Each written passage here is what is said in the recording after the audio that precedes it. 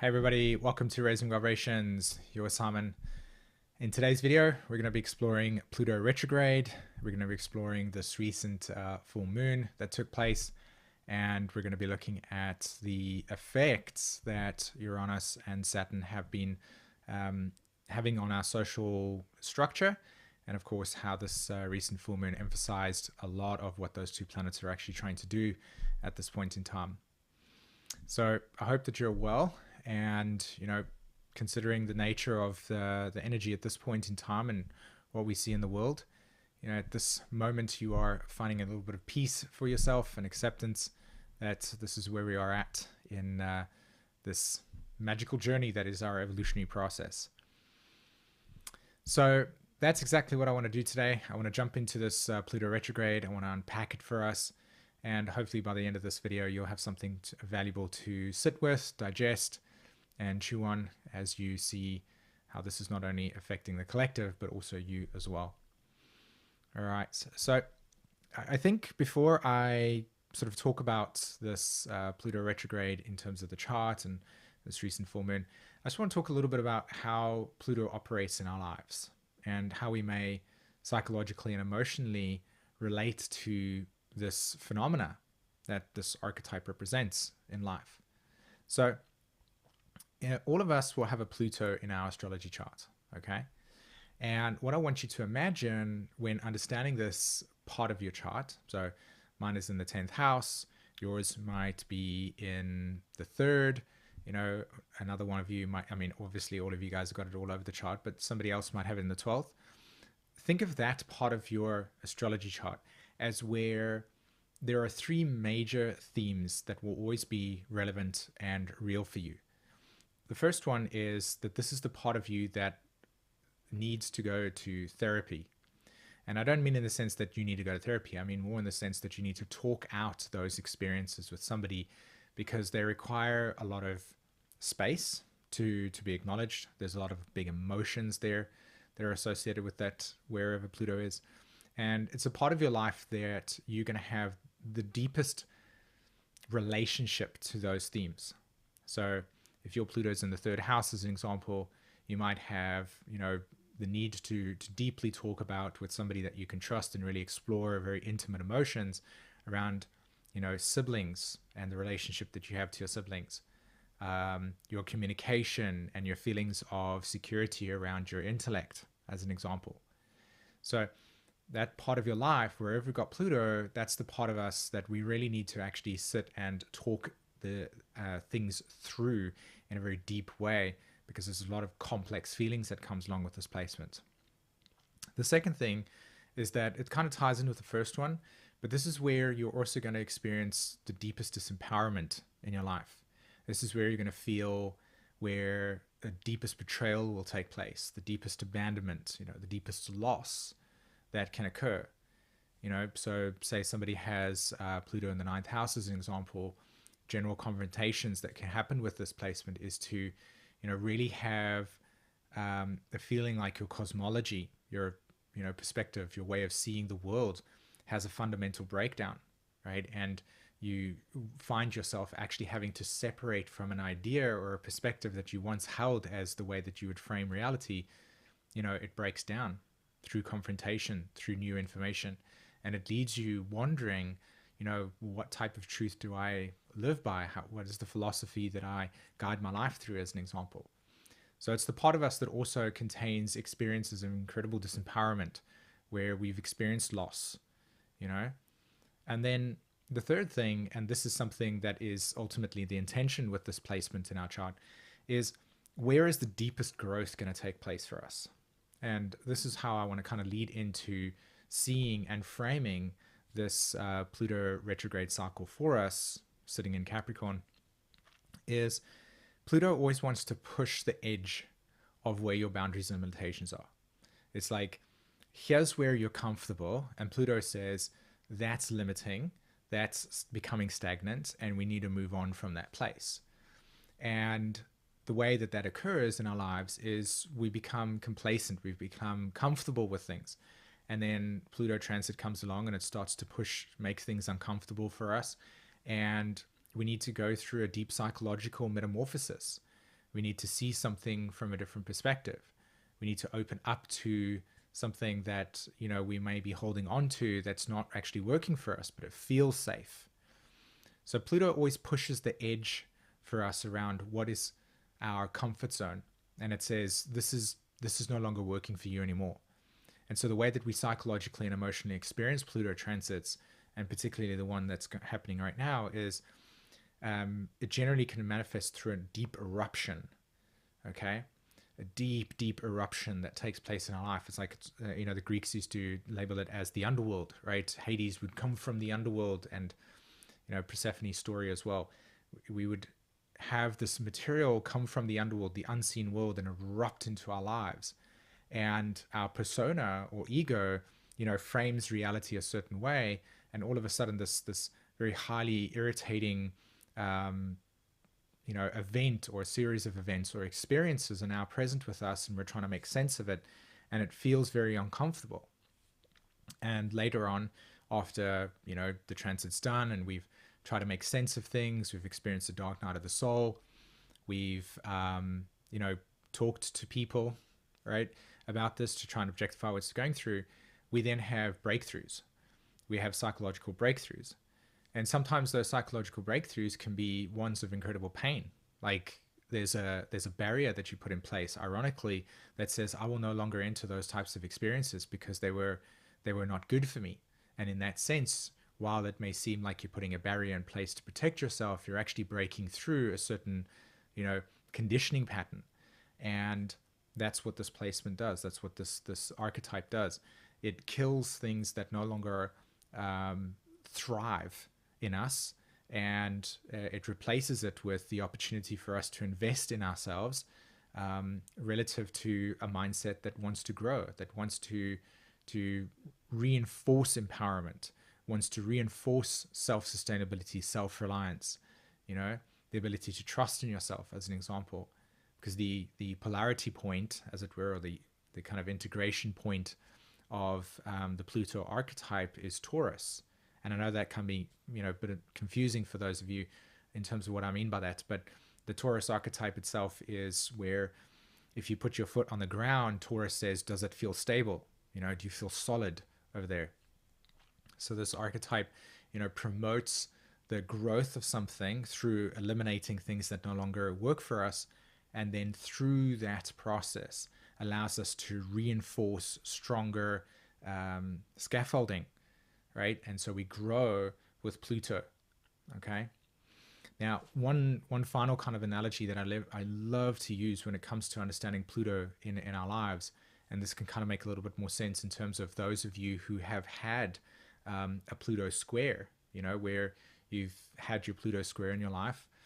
And for most of you that are born with Pluto in Libra in terms of your generation, 1971 to 1983, you have gone through your square. You are currently in a Pluto square, or you're going to be going through a Pluto square. And the analogy goes along the lines of this, right? You've got a flower, okay? And this flower has beautifully bloomed. It's like, it's just, it's in its element. It's completely open. It's reached the apex of its existence. The petals are all out. It's receiving the sunlight, and it's just beautiful to be admired, right? Think of every one of us coming into this lifetime with a Pluto that has already bloomed, okay? And throughout this life, from the age of 0 up until, roughly around your Pluto square, your Pluto will start to drop a petal, right? The flower will start to drop a petal, and eventually over the period of, say, like 36, 38 years or so, that flower dies. And so instead of it being in full bloom, it is now sort of, returning to the earth for a regenerative cycle, okay? So when that regeneration takes place, what happens is a new seed gets born. And so it's this beautiful life cycle process of bloom, die, regeneration, bloom, die, regeneration. And that's what Pluto does. It psychologically and emotionally regenerates our awareness. It regenerates our relationship to life, and it is life force itself in the sense of regeneration of where something is stagnant or dead. So now that we have that framework of not only what Pluto does and how it represents and how we experience it, we can now take that and you can apply it to your own chart. So again, if you have, say, Pluto in the 10th house as an example, throughout your life, you will experience a psychological and emotional attachment of this is my purpose, this is my dream. And as you age, as you get to your first Pluto square, you'll see that will radically change for you. You know, it will die. You will no longer have life force for that, and it will birth something new. So the same with the collective, right? And we're going to superimpose that onto the chart right now. Okay, so right on the back here, we see the word breakthrough. And I love this image over here because when I was kind of just really feeling into this Pluto retrograde and the essence of it, this is the image that just kept on showing up consistently for me, and not so much the actual image itself, but more around the essence of it. And what you're actually looking at, weirdly enough, is a picture that was taken at the back of some material that belongs to, you know, furniture, right? And right over here, as you can see, right over there, there's this kind of breaking hole that's occurring, right? There's almost like a puncture that's taking place in the fabric, and this material is breaking apart, and eventually we will get breakthrough. And to me, this captures the essence of this Pluto retrograde cycle that was initiated with this full moon in Scorpio that just recently happened.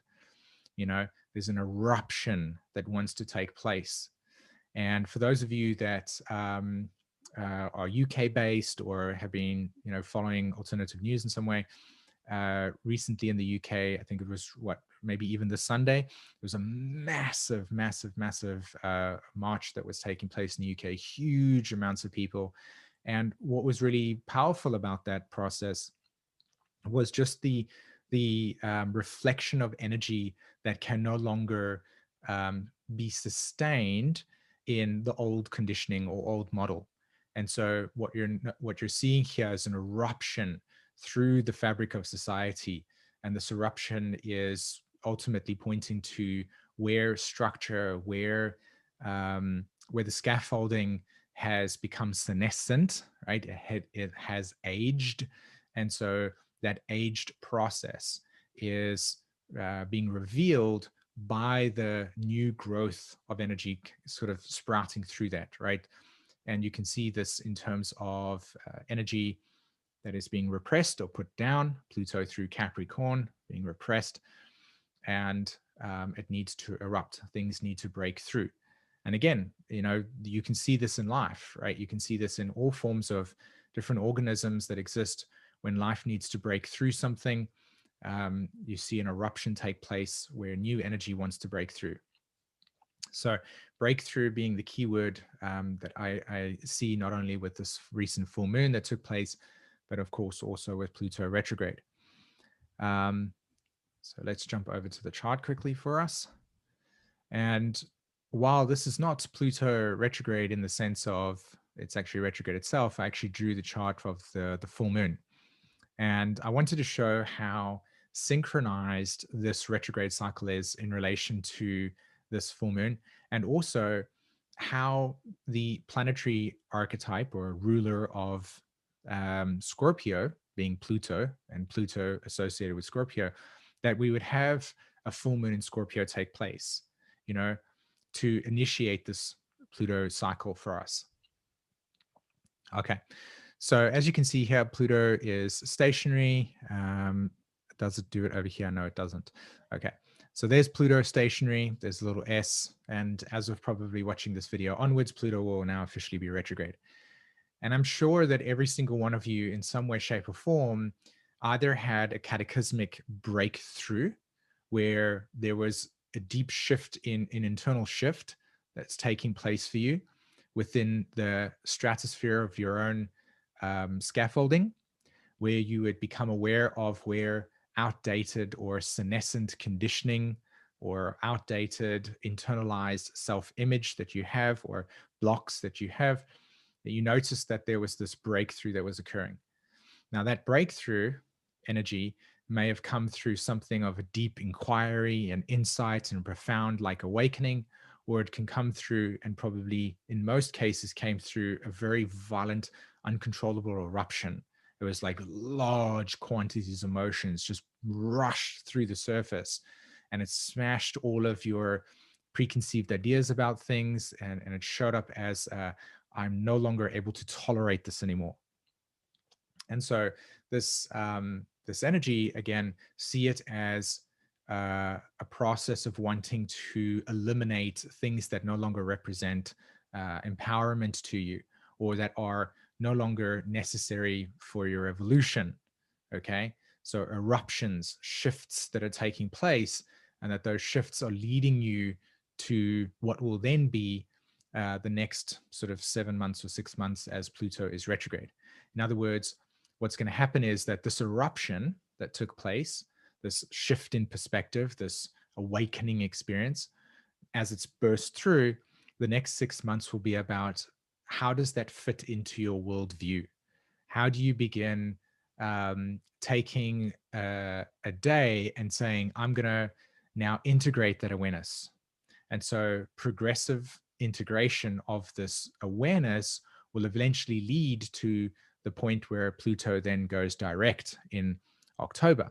And what that will look like is an integration of that awareness. It will look like a shift that has actually occurred for you, as opposed to something that is very sitting around you energetically. It's very present. You know, you're still trying to process what this means.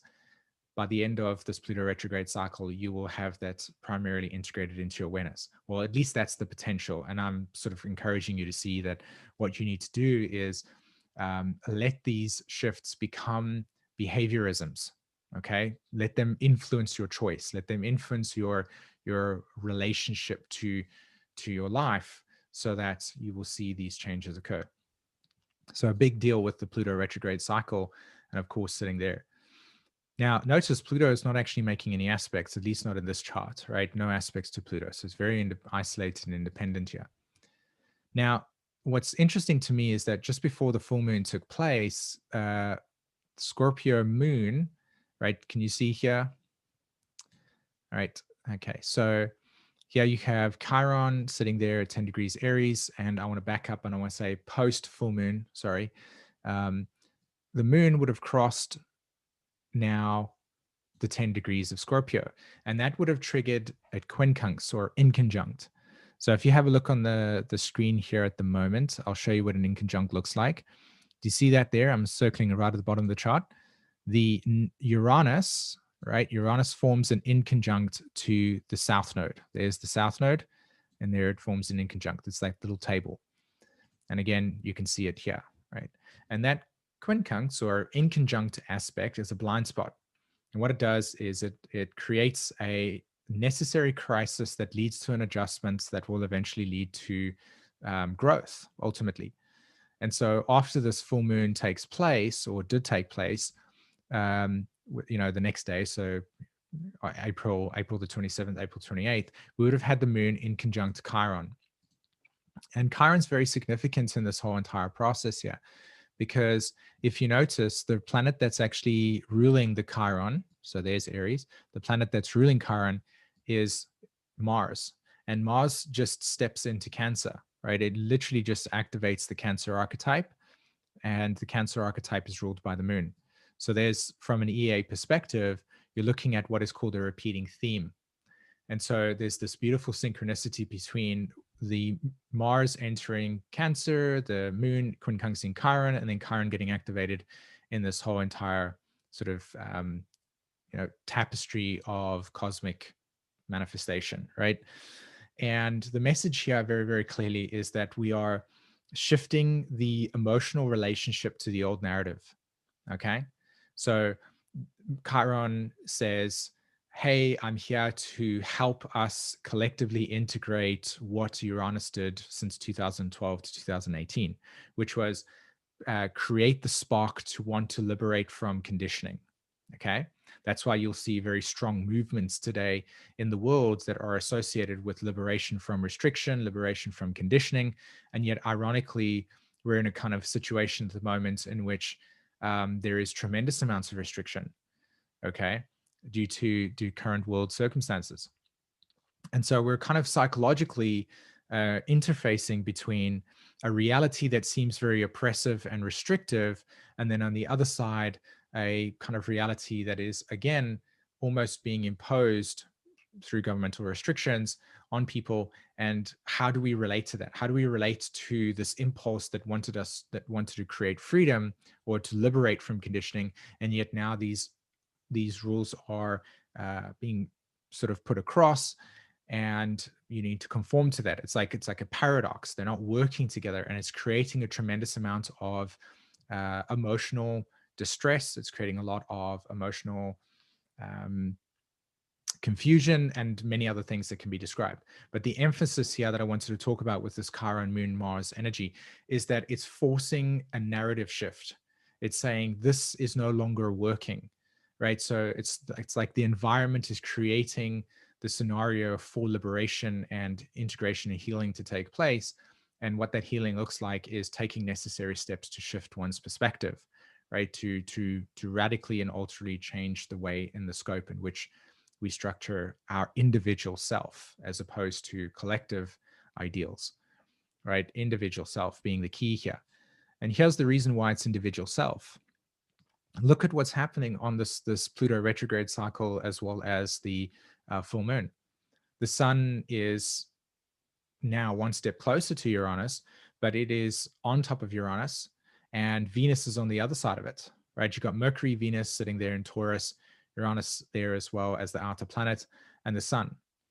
Now, all of those planets at the bottom there are literally saying, hey, we've come to hang out with Uranus, and we want to really, really make Uranus a star in the show. We want to tell people that Uranus exists. And so the sun comes along as a big flashlight in the sky. Venus comes along and says, this will show up in our interpersonal relationships and how we're relating to ourselves and other people. That's why I talk about it as an internal relationship shift within yourself, to break out of your limitations, to break out of your psychological thinking, to step out of what you feel comfortable with and into something that challenges you, but eventually, ultimately, always puts you in a position of more growth. So that Sun, Uranus, Venus conjunction creates sudden shocks that just shudder the reality of your life, that comes out of nowhere. And you're like, whoa, where did this come from? And that fracturing, as it were, is caused because that energy wants to break through. It wants to create the impulse to say, this is no longer. That's why I say it's a complete paradox here, because you have one side of this reality where Britain and London has this massive march, and it's freedom of expression and freedom of truth. And then you look at India, for instance, and whether people want to believe the news media or not, is a different story. It's debatable, but it's being portrayed as like, this incredibly profound world crisis. And it's a very confusing like set of realities to try and process through, you know and that's this dynamic here. It's like it's very complex. It's not simple as, okay, I'll just change and step out of my comfort zone. There are very, very many things right now that are creating confusion, and there are a lot of emotions erupting in different areas of our cognitive awareness. And you've got to ask yourself, what is your actual relationship to it? That's what the Taurus here is talking about. It's pointing to, how is this awakening you? What's becoming alive in you? What's driving you to say, what is my role in this process? Where do I fit into this whole entire scheme? What is alive for me? What's real for me? What's awakening in me? And the reason why it's called awakening in you is because, again, all of this energy is associated with the Saturn energy here, right? Can you see it? Right? There's the planets, and of course, there is the squares that are taking place. And that tension, that dynamic tension, is what's causing that necessary readjustment of individual purpose and how we see ourselves, but it's also promoting the need to be able to see what is beyond this, because there must be something more. And that question will become more and more evident as we move along this timeline, especially with Pluto, because what is happening now is a complete, like, tectonic shift in our ability to be able to connect with reality in a way that feels solid and stable. And it will just become more and more kind of peculiar and bizarre if we try to frame reality through the same lens that we've been doing it for the last, say, 100 years, for instance, or 30 years. It's not going to work. So this is an invitation to see here that that while it feels very kind of abstract a little bit in terms of how I've described it, you really want to be taking the next 6 months of your life and checking in with what's actually becoming alive within you. What is pulling you to speak up and share something that's real for you, and to be able to start forming and constellating your reality in accordance with that structure. Yeah. Okay. So the last thing that I want to say just before I go in terms of coming back to the main screen is, that Mars is going to eventually oppose the Pluto that's there through this retrograde cycle, at least when Mars is there. And so that energy again is going to be a very significant phase, so within the next 2 weeks, because it will be the archetype that will set in stone the first action that you want to take relative to what just happened over the weekend for you. So over the last 3 to 4 days, look back at what erupted. Now what you want to do is over the next 2 weeks, particularly when Pluto and Mars make an opposition, and again, you don't have to plan this, just watch what happens over the next 2 weeks when you find yourself needing to take a step, needing to take an action. And that Mars Pluto will reveal itself as you take the step in the one direction that you know is right for yourself. You're going to feel the pull of, oh, this is not comfortable. This is not good, right? I'm advocating that when you experience that opposition within yourself, know that you're growing. Okay. All right. Cool. So I'm going to jump to the main screen now.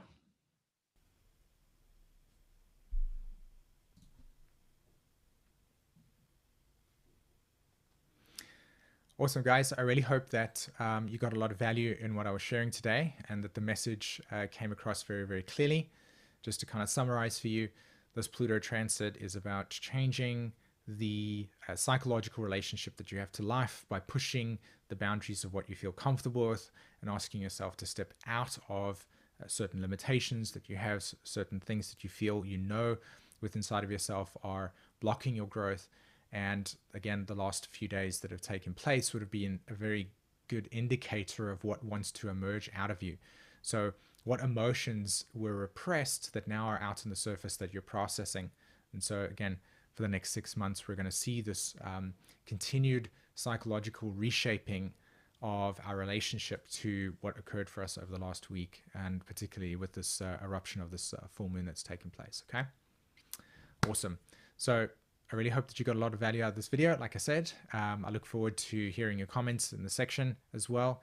I'm sure you've probably got lots to share, lots of things that have been going on.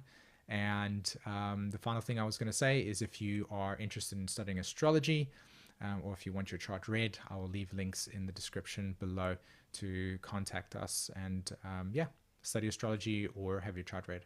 Have an amazing day, everybody. Take care. Bye-bye.